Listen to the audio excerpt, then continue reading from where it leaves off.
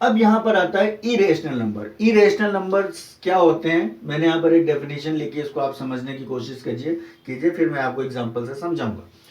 A number is an irrational number if it has an non terminating and non repeating term. Non terminating and non repeating, ना तो उसका remainder zero आएगा और quotient repeat नहीं करेगा। जैसे अपन ने पहले देखा कि उसमें बार बार रिपीटिशन हो रहे थे, कोई ना कोई डिजिट रिपीट कर रही थी, तो हम रेशनल कर रहे थे।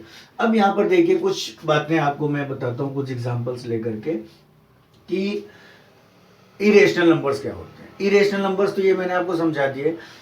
इरेशनल नंबर्स को इन शॉर्ट में आपको बताऊं कि जिन नंबर्स का हम स्क्वायर रूट नहीं फाइंड कर सकते हैं, इसका मतलब परफेक्ट स्क्वायर नहीं होता है, वो इरेशनल नंबर्स होते हैं। और ऐसे नंबर्स जिनका हम परफेक्ट स्क्वायर फाइंड कर सकते हैं वो रैशनल नंबर्स होते हैं। एग्जाम्पल के लिए अगर हम बात करें, जैसे हमने कहा √25।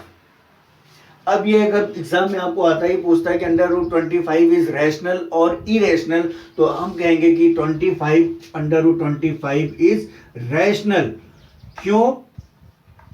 बिकॉज √25 की वैल्यू होती है 5 और 5 को हम लिख सकते हैं 5/1, दैट इज p/q। तो इरेशनल नंबर वो नंबर होंगे जिसको हम p/q के फॉर्म में कन्वर्ट नहीं कर सकें, जिसको हम p/q के फॉर्म में नहीं लिख सकें, वो होते हैं इरेशनल नंबर। जैसे मैंने कहा ये एग्जांपल लिया, सेकंड एग्जांपल हम लेते हैं √36। तो मैं आपको पूछूंगा कि ये रैशनल है या इरेशनल, तो मैं कहूंगा ये रैशनल है। क्यों है? क्योंकि √36 का स्क्वायर रूट होता है 6 और इसको हम क्या लिख सकते हैं 6/1, दैट इज p/q। देखिए बच्चों, मैं आज आपको बता रहा हूं कि √2, मैंने जैसे भी आपको बताया फर्स्ट एग्जांपल्स में कि अगर जिनका स्क्वायर रूट हम फाइंड कर सकते हैं वो तो रैशनल नंबर हो गए। जिनका स्क्वायर रूट हम फाइंड नहीं कर सकते, जिनका परफेक्ट स्क्वायर रूट नहीं होता है, वो जो कि इरेशनल नंबर्स होते हैं, उसको हम प्रूव करते हैं। तो यहाँ पर to prove √2 is not a rational number, तो रैशनल नंबर ये नहीं है। कैसे मालूम पड़ेगा? अगर उसका टर्म जो है वो नॉन टर्मिनेटिंग हो और नॉन रिपीटिंग हो। तो देखिए स्क्वायर रूट निकालना आपने 8th क्लास में सीखा है, फिर मैं आपको बता रहा हूं। इसके लिए क्या करते हैं, √2 का स्क्वायर रूट निकालना है तो सबसे पहले आप 2 लिखिए, इसके बाद से डेसिमल लगा दीजिए और दो जीरो का पेयर बनाइए। 1 पेयर, 2 पेयर, 3 पेयर, ये जितने चाहिए उतने पेयर्स आप बना सकते हैं जहां तक आपको डिवाइड करना है। इसके बाद से एक लाइन यूं ड्रॉ करिए और एक लाइन यूं ड्रॉ करिए और एक लाइन यूं ड्रॉ करिए। स्क्वायर रूट निकालने के लिए सिंपल सा तरीका है। इसमें पीछे से आप पेयरिंग कर लीजिए, फर्स्ट, सेकेंड, थर्ड, फोर्थ। अब देखिए ये बचा सिंगल, सिंगल है तो अब इसका जो तो अब ये कैसे करेंगे स्क्वायर्स में ले जाने के लिए? अब यहां पर देखिए 2 है तो 2 का परफेक्ट स्क्वायर अगर हम उससे छोटी डिजिट लें तो आएगा 1, तो 1 यहां लिखेंगे और 1 यहां लिखेंगे, 1 और 1 यहां लिखेंगे और 1 और 1 का मल्टीप्लाई करके जो वैल्यू आएगी वो यहां लिखेंगे, 1 1 1। अब इनको हम सब ट्रैक कर देंगे, तो 2 में से 1 गया 1 और ये जो 1 आया, this 1 will added to this, इन दोनों को ऐड कर दीजिए और ये हो गया आपका 2। क्लियर हो गया? अब क्या करेंगे, इस ये डेसिमल है तो यहां पर हम डेसिमल लगाएंगे, इस डेसिमल को लेके एक जीरो नहीं पूरा पेयर ही यहां पर लिखेंगे। अब ये हो गया 100 और ये अपन ने एक लाइन ड्रॉ करी, 100 हो गया।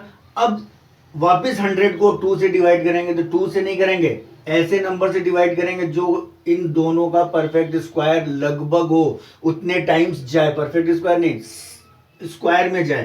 तो यहां पर अगर मान लीजिए 1 लेते हैं आपको मैं समझाने के लिए, तो 1 यहां भी लिखेंगे, तो 1 से इन दोनों में मल्टीप्लाई करेंगे तो 21 1 21, इट इज वेरी स्मॉल।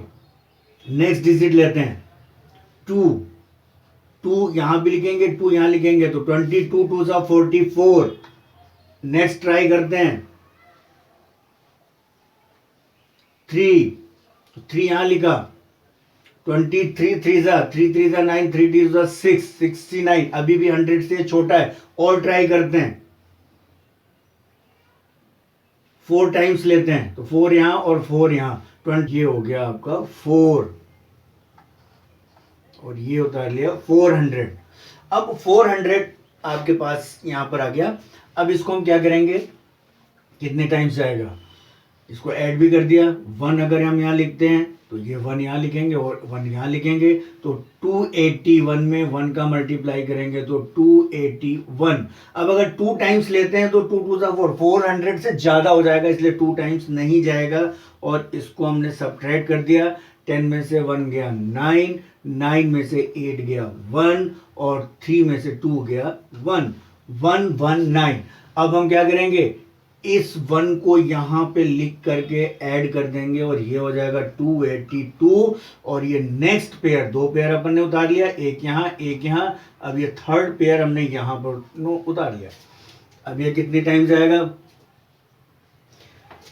अब इसको हम ले जाते हैं, कोशिश करते हैं वैल्यू चेक करने के लिए। मान लीजिए इसको हम 4 टाइम्स ले जाते हैं, तो 4 यहां लिखा और 4 यहां लिखा, तो 4 4 जा 16, 1 कैरी, 4 2 जा 8 और 1 9, और 4 8 जा 32, 3 कैरी, 4 2 जा 8 और 3 11। अब देखिए 4 से ज्यादा नहीं जाएगा और 4 से कम भी नहीं जाएगा, तो एग्जैक्ट फिगर आ गया 4। इसको अगर हम माइनस करते हैं तो 10 में से 6 गया 4, 9 में से 9 गया, 8 में से 2 गया 6, 604। अब हमने क्या किया, इस 2 0 को हमने उतार लिया और इस 4 को यहां पर लिख करके ऐड कर दिया, तो 282448। अब आप यहां पर देखिए, न तो ये टर्मिनेट हो रहा है और न ही रिपीटिंग हो रही है, तो यहां पर टर्म क्या हो गया, इसको हम आगे करते जाएंगे तो हमें मिलेगा नॉन टर्मिनेटिंग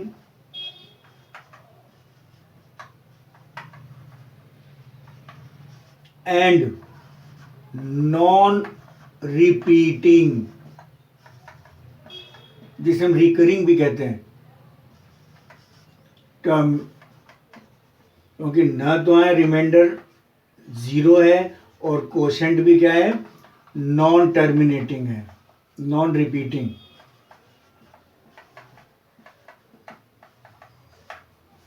ये क्या हो गया, एक √2 इरेशनल नंबर।